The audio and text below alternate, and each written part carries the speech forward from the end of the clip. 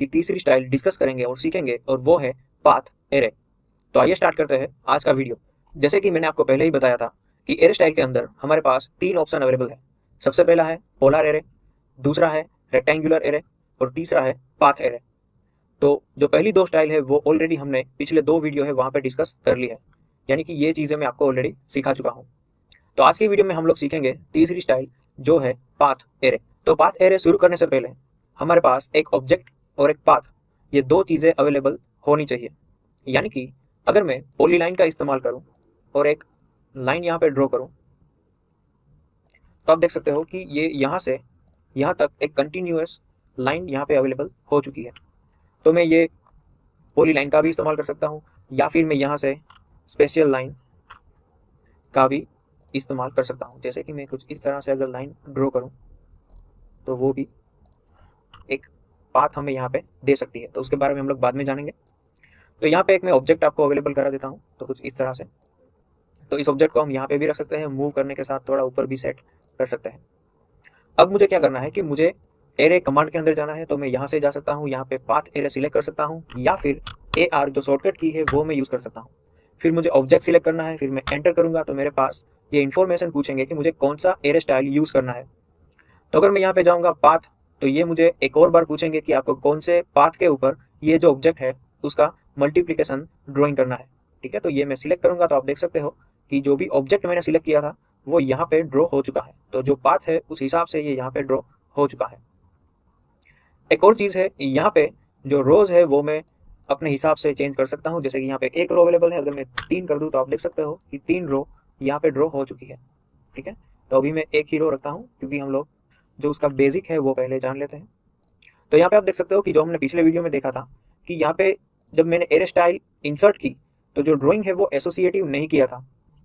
तो अब मुझे इसको चेंज करना है, तो सिर्फ सिंगल यूनिट यानी कि एक एक ऑब्जेक्ट को मुझे सिलेक्ट करना पड़ रहा है, और फिर उसको मैं डिलीट करूंगा। तो ये चीज़ें आपको ध्यान रखनी है। वापिस एक और बार मैं कंट्रोल Z कर देता हूँ। फिर हम लोग एक और बार देखेंगे, मैं यूज़ करूँगा पोलर स्टाइल, और वहाँ पे पाथ एरे। तो एरे स्टाइल और वहाँ पे पाथ एरे, ये ऑब्जेक्ट मैंने सिलेक्ट किया, एंटर किया, और ये हो गया मेरा पाथ। फिर यहाँ पे जो रोज है वो आपने देख ली कि किस तरह से वो ऐड होता है। फिर एक और चीज़ है, जो ये पाथ है वो यहाँ से यहाँ तक एक डायमेंशन के साथ हमारे पास अवेलेबल होगा। तो यहाँ पे मान लो कि मुझे ये 2 ऑब्जेक्ट है उसके बीच का जो डिस्टेंस है, अगर वो चेंज करना है तो वो मैं यहाँ से कर सकता हूँ 200, एंटर। तो आप देख सकते हो कुछ इस तरह से वो चेंज हो रहा है। अगर मैं इसको 300 कर देता हूँ, तो ये कुछ इस तरह से सेट हो रहा है। ठीक है, फिर मान लो कि यहाँ पे ये जो नंबर्स है वो मुझे चेंज करने हैं, तो वो नंबर्स में चेंज कर सकता हूँ यहाँ से। ठीक है, तो यहाँ से अगर हमारे पास 2 ऑप्शन अवेलेबल है, जो पहला ऑप्शन है वो है डिवाइड, और सेकंड ऑप्शन है वो है मेजर। तो अगर मैं मेजर के अंदर जाता हूँ, तो आप देख सकते हो कि ये जो लाइन है वो अभी जो बनी हुई है वो मेजर के अंदर ही बनी हुई है। अगर मैं इसको डिवाइड के अंदर लेता हूँ, तो आप देख सकते हो मैं आइटम्स भी चेंज कर सकता हूँ। तो डिवाइड और मेजर के बीच में क्या डिफरेंट है, वो हमने जो पहले जो हमारा वीडियो था वहाँ पे भी सीखा था, आज भी मैं आपको बताऊंगा। जैसे कि ये जो लाइन है, जो हमारा पाथ है फ्रॉम स्टार्टिंग टू एंड, इसकी एक डायमेंशन होती है। और वहाँ पे ये जो आइटम्स है, अगर उस आइटम्स को मैं फिक्स कर दूं, मान लो कि यहाँ पे मैं आइटम्स कर दूं 10 और एंटर, तो ये अपने हिसाब से जो इन बिटवीन डिस्टेंस है वो सेट कर लेगा। ठीक है, यानी कि ये एक सिमेट्रिकल वे में डिवाइड करेगा, यानी कि जो भी डिस्टेंस होगी वो 2 ऑब्जेक्ट के बीच में इक्वल होगी। तो ये इक्वल पार्ट में डिवाइड करने के लिए यहाँ पे हम लोग यूज करते हैं डिवाइड। अगर मैं मेजर यूज करूँ, तो यहाँ पे मान लो कि मुझे चेंज करना है कि इसके बीच में जो डिस्टेंस है वो 350 नहीं लेकिन 400 हो, तो ये अपने हिसाब से जो नंबर है वो भी कम कर देगा, और जो डिस्टेंस है वो 400 यहाँ पे अप्लाई हो जाएंगे। ठीक है, तो कुछ इस हिसाब से ये हम लोग यूज़ कर सकते हैं मेजर और डिवाइड। तो अभी हम लोग डिवाइड के अंदर रखते हैं। ठीक है, और जो नंबर है वो वापस मैं आपको 10 कर देता हूँ। फिर रोज का हमने देख लिया कि अगर हमको रोज ऐड करनी है, मान लो कि हम लोग यहाँ पे करते हैं 2, तो आप देख सकते हो कि 2 रो यहाँ पे अवेलेबल हो चुकी है। फिर इन दोनों रो के बीच में अगर मुझे डिस्टेंस वो सेट करना है, या फिर मेरी कोई रिक्वायरमेंट है कि इन दोनों के बीच में जो डिस्टेंस है वो 400 का हो, तो उस हिसाब से आप इंसर्ट करोगे तो वो यहाँ पे अप्लाई हो जाएगा। फिर बात आती है लेवल्स की, तो आप लेवल्स भी यहाँ पे सेट कर सकते हो। अभी जो लेवल है वो एक लेवल है, यानी कि अगर हम लोग 3D में देखेंगे तो कुछ इस हिसाब से आप देख सकते हो कि सिर्फ एक ही लेवल पे काम हो रहा है। तो अगर मैं यहाँ पे जो लेवल है वो 3 कर दूँ, तो आप देख सकते हो यहाँ पे डिस्टेंस भी 3 कर देता हूँ, 10 नहीं 40। तो आप देख सकते हो यहाँ पे जो लेवल है वो 3 यहाँ पे ड्रॉ हो चुके हैं, ठीक है, कुछ इस हिसाब से। इसके बीच में भी डिस्टेंस वो मैं सेट कर सकता हूँ। फिर जो टोटल डिस्टेंस है वो जो दोनों लेवल के बीच में जितने भी लेवल्स है उस हिसाब से वो यहाँ पे टोटल डिस्टेंस अवेलेबल हो जाएगा।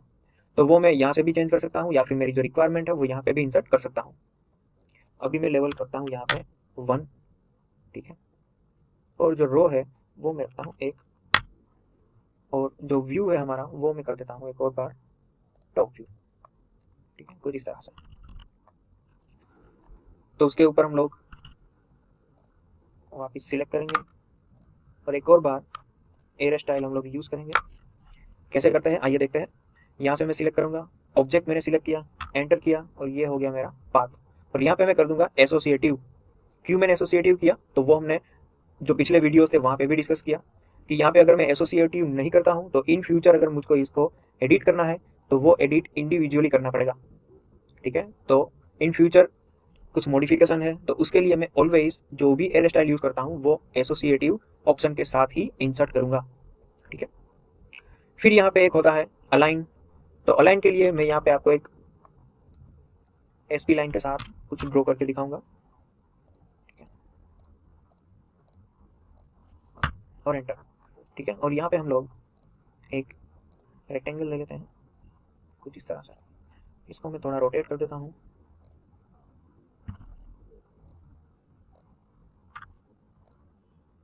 कुछ इस तरह से,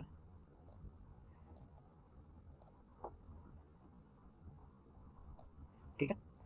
तो अब मुझे क्या करना है कि इसको मुझे यहाँ पे ये जो पाथ है वहाँ पे उसका एयर स्टाइल के साथ मॉडिफिकेशन करना है। तो मैं क्या करूँगा, AR एंटर, ऑब्जेक्ट मैंने सिलेक्ट किया, एंटर किया, और पाथ, तो ये पाथ के ऊपर मुझे करना है। तो कुछ इस तरह से वो यहाँ पे अप्लाई हो जाएगा। तो अब जो चीज़ है वो मैं आपको दिखाना चाहता हूँ कि यहाँ पे जो अलाइन आइटम, तो आप देख सकते हो जो मेरा पहला ऑब्जेक्ट है उसकी जो डायरेक्शन है, तो बाकी के सारे ऑब्जेक्ट है वो उसी डायरेक्शन के अंदर वहाँ पे कॉपी होंगे।